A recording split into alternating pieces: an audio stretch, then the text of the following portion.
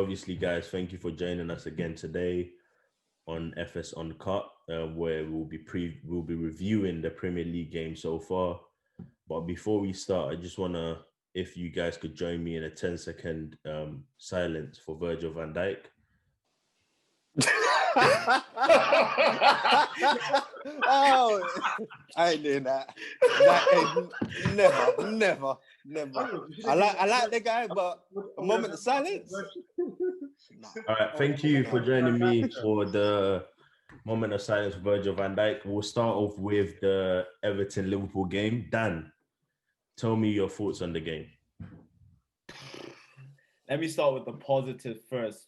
Honestly speaking, that's the best I've seen Liverpool play at Goodison Park in a long time. Because as a Liverpool fan, you know, every time we go to Goodison Park, for some reason, we just freeze up. Yeah. To go 1-0 up after 2 minutes, you couldn't ask for a better start.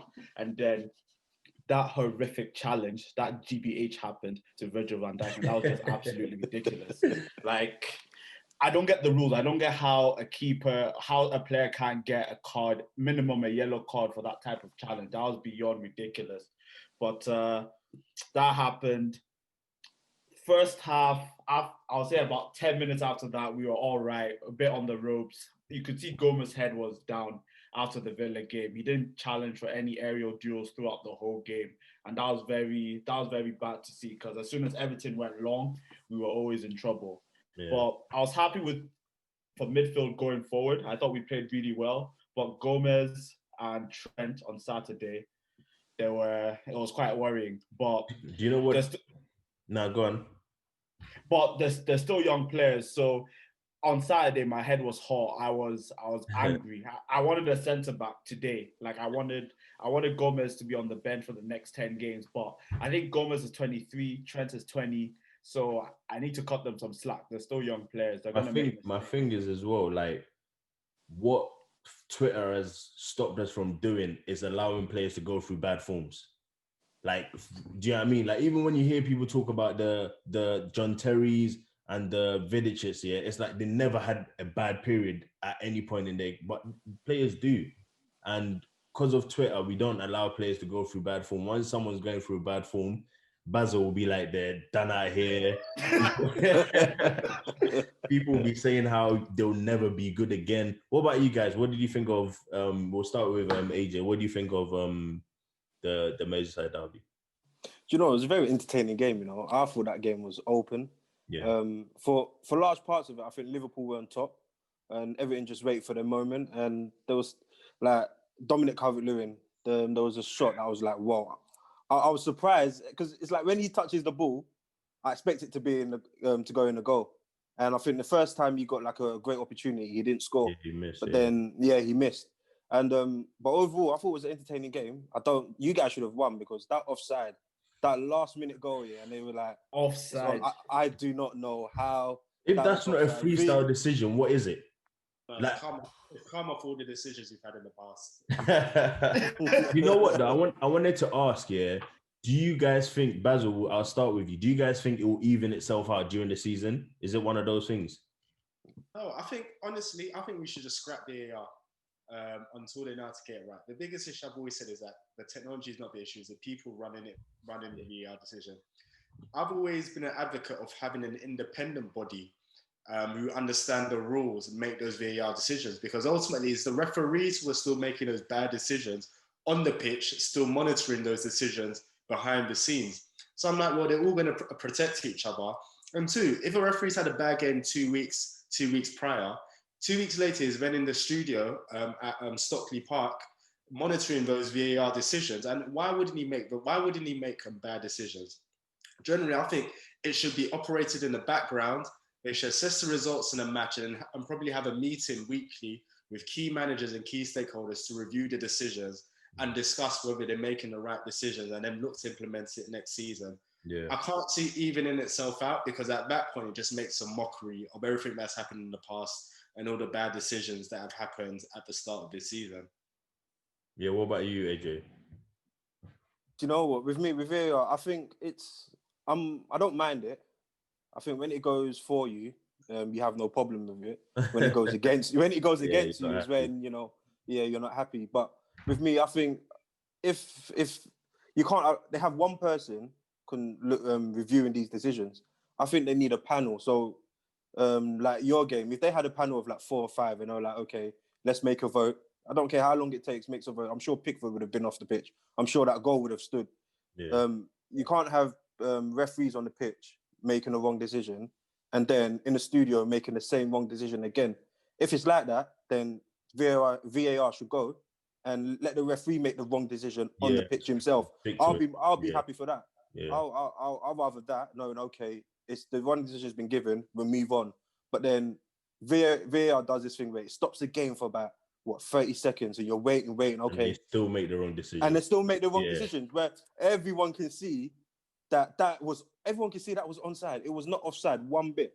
But then, well, it is what it is. After that, I think it's crazy that the fact that they brought in this system which can't actually create the lines automatically. That is the referees who are having to draw the lines and then move the lines to make the decision. I think for me that's the biggest. That's freestyling.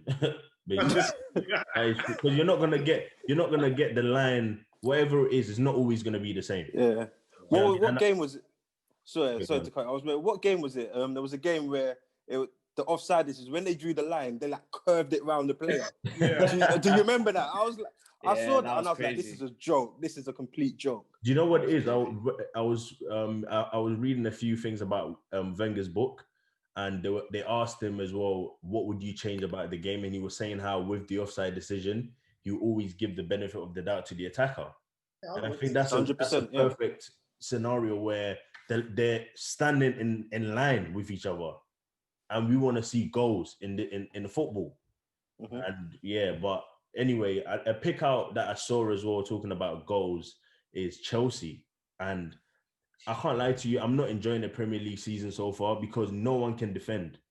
I want to see a 2-1 win. I want to see a 1-0 win. This whole 3-3, 2-2, 4-1, I'm not on that. I'm not enjoying it. So, like, what next for Lampard? What Dan, what do you think of him?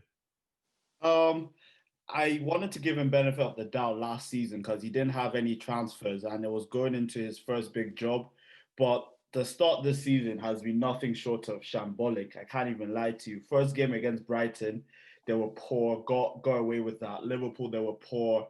And that Southampton game, you cannot go 2-0 up and not win the game. Yeah. And Lampard said at the start of the season, Werner came out and said it himself, Chelsea want to win the league. You can't win the league when Kepa is making mistakes like he did. You can't win the league when Zuma can't even do a simple back pass. Like, it's absolutely ridiculous. The fact that he hasn't created some sort of defensive stability is ridiculous. It doesn't matter how bad your defense is. You need to create a structure so that you don't concede chances, and he's not doing that. Yeah, and for me, I think the big problem is he doesn't know his best 11, and that's worrying. And the more games are being played, it doesn't look like he's getting close to knowing his best 11. Because every time I see Chelsea fans talk about Chelsea, everyone's got a different lineup. You see what I mean? Everyone's like, this person should start, that person should start, and even till now, I still stand by the fact that Timo Werner is a left forward and not a striker. And the Southampton game suited him because they left so much space for him to run into. 90% of the teams in this league will just sit back and wait for you to break them down. You see what I mean? So, AJ, what did you think of the game, Chelsea-Southampton? Well, what you were saying about defence, I think this year, I think it's going to be more attack against attack. Yeah. I think you said that earlier as well. Yeah. I think everyone's really I think with the way the game started going, like the moment I would say Pep came into the league, you just need defenders that are good on the ball, and the attack will do the job. The only team that I know, well, bar this season, that can defend well is Liverpool. And now we're dead as well. Oh my God. You know what I mean? But we're dead now. But if you look at that, teams now, except maybe Newcastle and Burnley, teams just want to attack because they know if they attack, they have more chances to score goals. So I wouldn't say it's like the defense is the defense in the leagues are bad, and with Chelsea's case, I wouldn't say that they're so bad. So the attackers are better now. Yeah, I just think the attack. Everyone is concentrating more on attack rather than defense. Yeah. So that's why you're seeing It's these hurting me, high-scoring man. games. It's Obviously, hurting. with Chelsea, like Kepa, he's a different type of 75 keeper. million. I've never seen. They're getting. I've never seen. I think they're getting away with it because if Liverpool or United or Arsenal signed a player for 75 million, everyone gets onto Pepe on a daily basis. And Maguire. Kepa is like, oh, we know he's bad, so allow it. What do you mean allow it? You spend 75, 65, what is it, 75, 72 on him. Yeah. So, yeah, man, it's bad. Yeah, Kepa is different. That game, there's certain things he was doing, like, who scored? It wasn't Ings. Ings scored. Shea Adams, yeah. When he scored it, I was like, what is Kepa doing? I don't understand. It's like he wants to be like a midfielder or something. I don't know what type of game he plays. He's something else. He's different. He's different. Basil, I've got a few stats for you. Yeah, I'm gonna read it out. There's a Premier League striker, Premier League elite striker. Yeah, he had 0 shots against Arsenal and Liverpool. He's had 6 shots in 5 Premier League games so far. He's an elite striker who some may argue now that he's got his money. Football he's not that deep. You know what I mean? I've got my Ozil team, so let me chill. Who are we blaming for Aubameyang's form? Aubameyang. Like, here's the thing. There's what people don't realize. What we're seeing isn't any different from what he's been doing at Arsenal since he joined. He's not a big game player. That's what people don't realize. If you look at his goal record against big teams, he's a flat track bully. He will score against all the small teams, but when it comes to big teams, missing. And obviously that's because of his style, because the pace has gone down a bit. He's not really a dribbler anymore. He's not really physical, so he's not going to hold up the ball. And what people don't realize is that they go into Lacazette a lot, but what people don't realize is that Lacazette covers a lot of Aubameyang's multitude of sins on that pitch. Because Lacazette does the dirty work, but that frees up the space for Aubameyang to get into positions to score goals. Yeah. And that's why you find when he doesn't have a recognised striker to feed off, missing. Like, there's like people are trying to compare him to Kane. Absolutely crazy. There's no comparison. Yeah, it's not close. Aubameyang will score you goals, but Kane's overall play is just fantastic. Elite. I'm not surprised. I didn't expect anything from Aubameyang again in that City game anyway. So, I don't know why people are surprised. I mean, like I said, the fact of the matter is the reason why he got the money he got at Arsenal is because we don't have any quality players. Yeah. So we just have to stop the rot of letting players go for free. And at that point, they're like, just give him what he wants, just to give off the image that Arsenal are back or that Arsenal are a big club. We're not a big club anymore. We're a laughing stock in that league. So what? You're not Arteta in, because obviously the Willian up top thing, boy, I can't get my head around. That was odd. Yeah, here's the thing about Arteta. One, his record in the league isn't that great. So first of all, let's put. Secondly, the football at Arsenal is not great. He hasn't even transformed the football at Arsenal. Arsenal look a bit organised, but it's the same thing was with Emery. When Emery went through that 23-game unbeaten run, everyone was calling him like the next coming in the league. And look up and after that, I'm seeing the same traits in Arteta, but for me, Arteta's a bit tactically naive, first and foremost. And then he is. Like, if you're watching some of the substitutions, some of the way he sets up the team isn't great overall when you look at it. But what he's trying to do is he's basically stolen Pep's handbook and he's trying to do at Arsenal. You can't do at Arsenal. He hasn't got the players, Yeah, but you can't do that, which is why I'm looking like how flexible and adaptable are you as a manager? I mean, he's too rigid.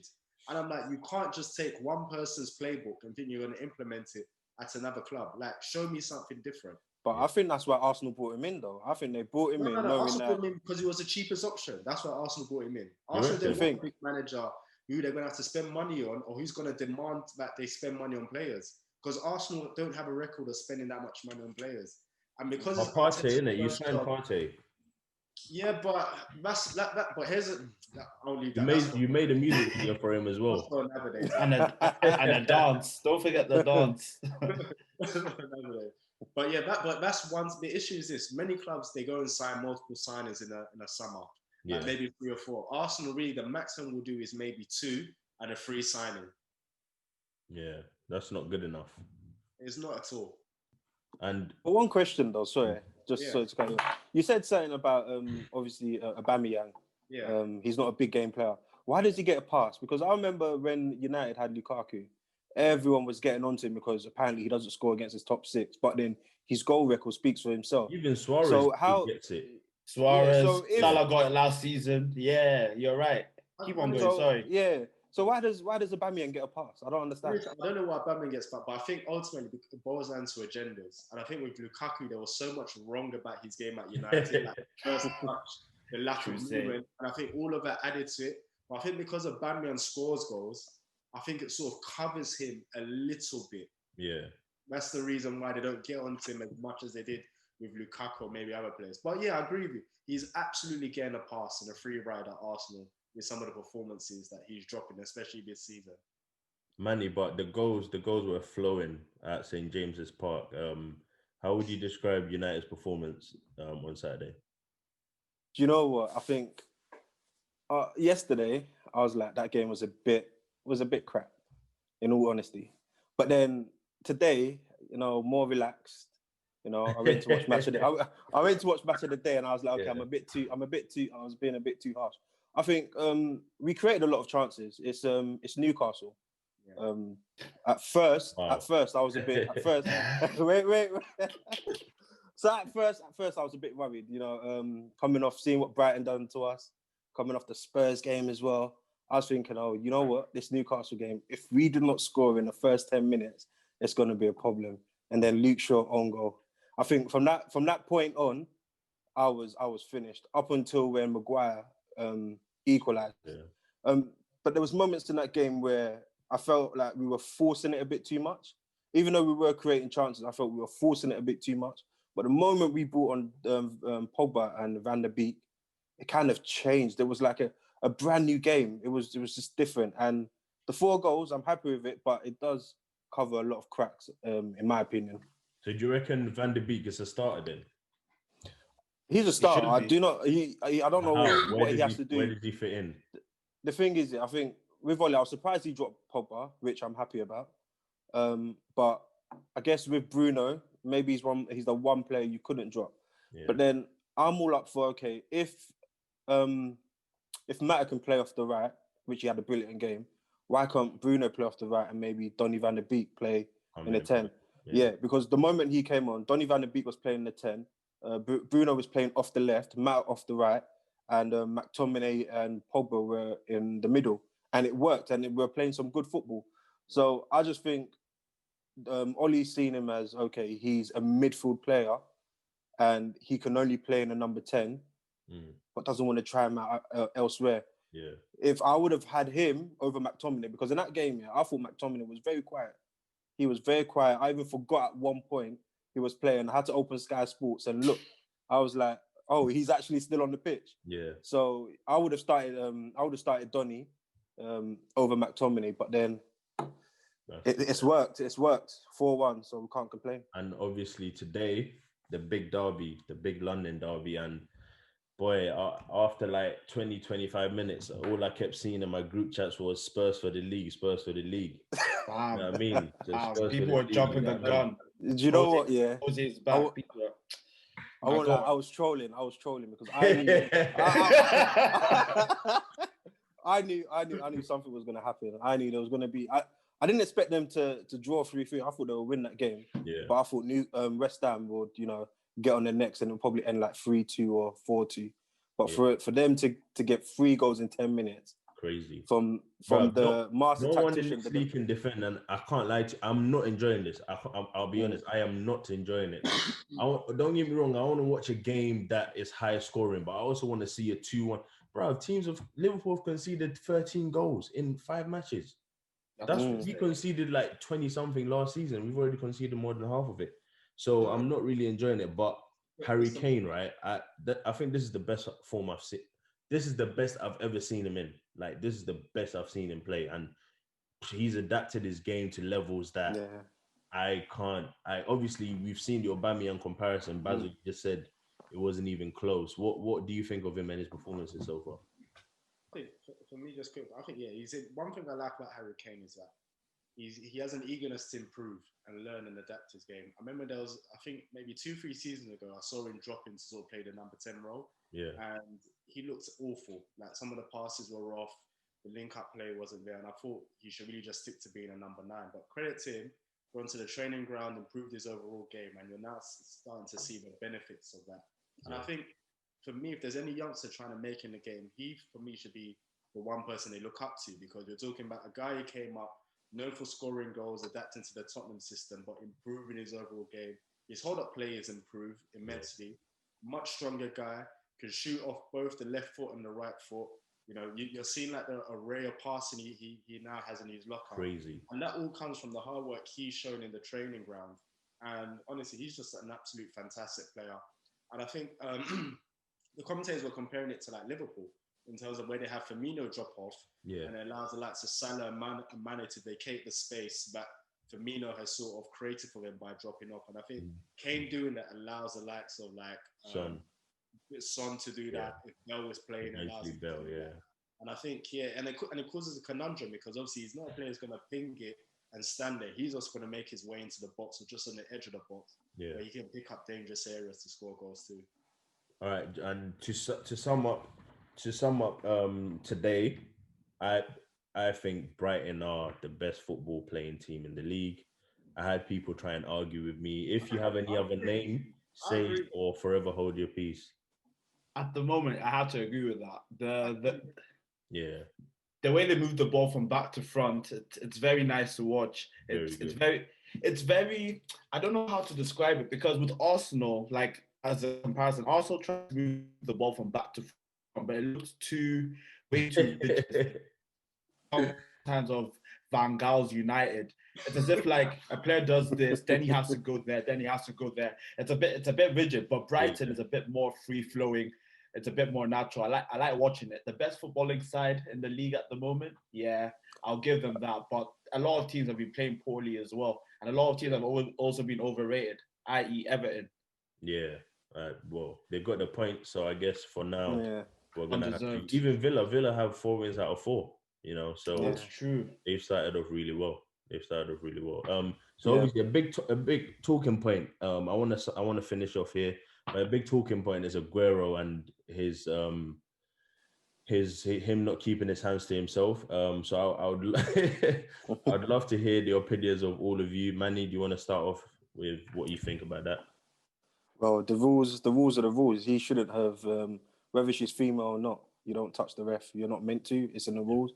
I think under LVG, Di Maria got a red card for doing the same thing, even though his one was a bit more malicious. The rules are the rules. But, you know, Aguero he's a good guy. I don't think he meant anything. No. Pep has come out and said Aguero is a good guy.